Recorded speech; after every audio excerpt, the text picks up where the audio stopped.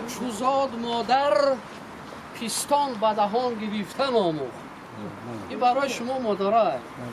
شبها بر گاهواره من بیدار نشست خفتن آموخت. یک حرف دو حرف بر زبانم الفاظ نهاد گفتن آموخت. دستم بگرفت پا به پا برد تا شیوهی راه رفتن آموخت. پس هستی ما زی هستی اوست تا هستیم و هست دارمش دوست.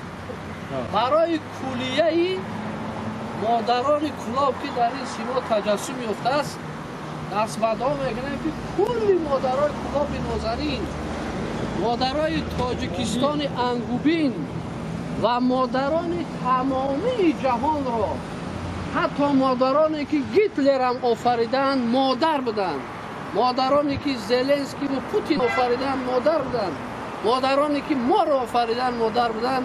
خداوند کلیه مادرها را طریقه رحمت شایسته جنت بگرداند. ره دور مادرم، رنجور مادرم،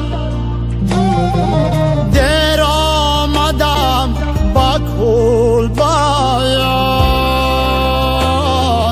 ای خواب با سرم. دیر آمدم با کل باید ای خواب با سرم.